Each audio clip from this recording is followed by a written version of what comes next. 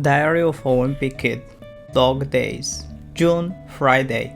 For me, summer break is basically a 3-month guilt trip.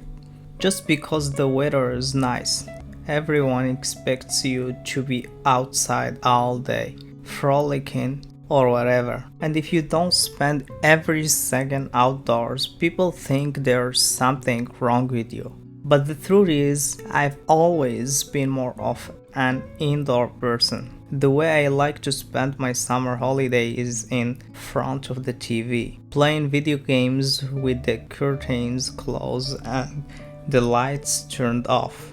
Unfortunately, Mom's idea of the perfect summer holiday is different from mine. Mom says it's not natural for kids to stay indoors when it's sunny out. I tell her that I'm just trying to protect my skin so I don't look all wrinkly when I'm old like her. But she doesn't want to hear it. Mom keeps trying to get me to do something outside, like go to the pool, but I spent the first part of the summer at my friend Rolly's pool, and that didn't work out so good. Rolly's family belongs to a country club, and when school let out for the summer, we were going there single day. Then we made the mistake of inviting the girl named Trista, who's just moved into our neighborhood. I thought it would be really nice of us to share our country club lifestyle with her.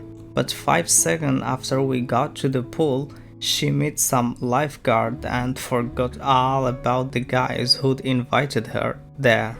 The lesson I learned is that some people won't think twice about using you, especially when there is a country club involved. Me and Rolly were better off without a girl hanging around. Anyway, we're both bachelors at the moment, and during the summer it's better to be unattached. A few days ago, I noticed the quality of the service at the country club was starting to go down a little.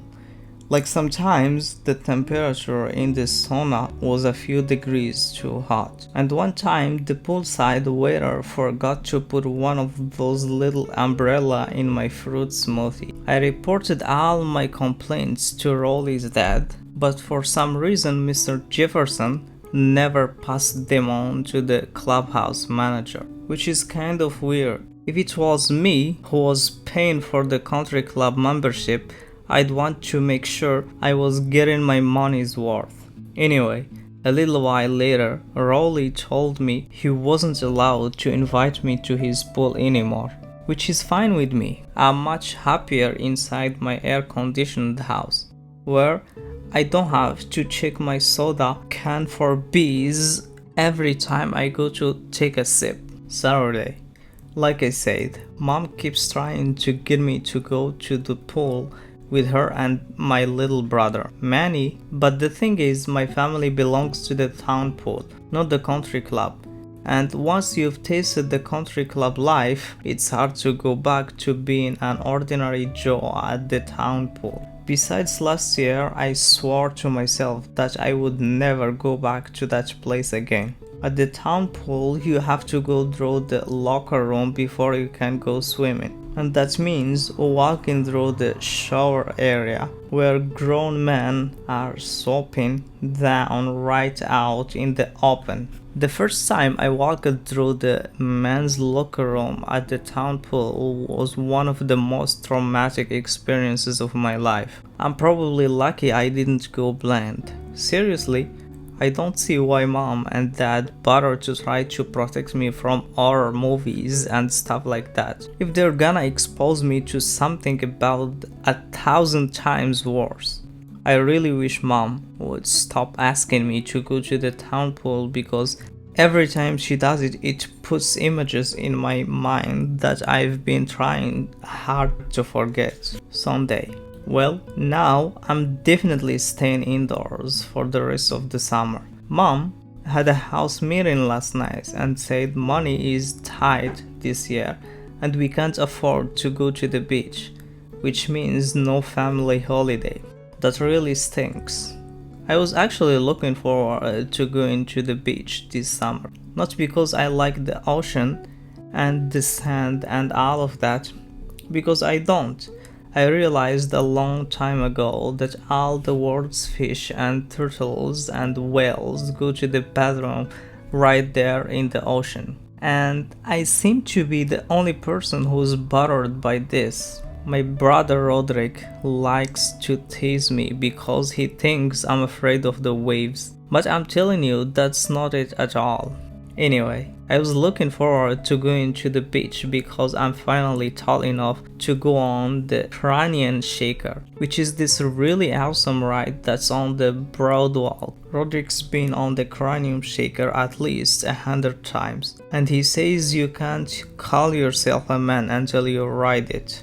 Mom said, maybe if we save our pennies, we can go back to the beach next year. Then she said we'd still do a lot of fun stuff as a family, and one day we'll look back on this as the best summer ever. Well, now I only have two things to look forward to this summer. One is my birthday, and the other is when the last Lil's Cutie comic run in the paper.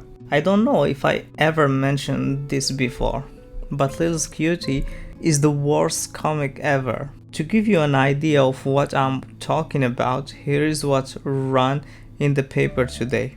Daddy is rain just got sweating. But here is the thing. Even though I have hate Lily's Cutie, I can't stop myself from reading it. And Dad can't either. I guess we just like seeing how bad it is. Lil's Cutie has been around for at least 30 years, and it's written by this guy named Bob Post. I've heard Lil Cutie is based on Bob Post's son when he was a little kid, but I guess now that the real Lil Cutie is all grown up, his dad's having trouble coming up with new material. A couple of weeks ago, the newspaper announced that Bob Post is retiring, and the final Lil Cutie is gonna be printed in August. Ever since then, me and Dad have been counting down the days until the last comic run. When the last Lil Cuties come out, me and Dad will have to throw a party because something like that deserves a serious celebration. Monday.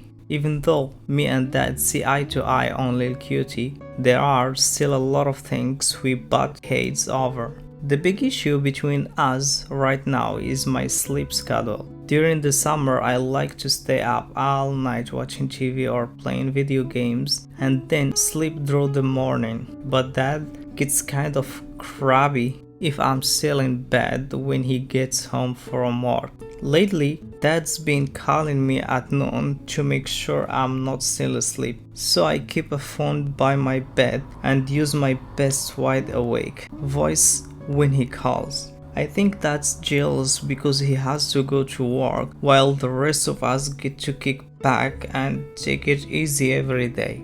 But if he's gonna be all grummy about it, he should just become a teacher or a snowplow driver or have one of those jobs where you get to take summers off. Mom's not really helping improve Dad's mood either. She calls him at work about 5 times a day with updates on everything that's going on around the house.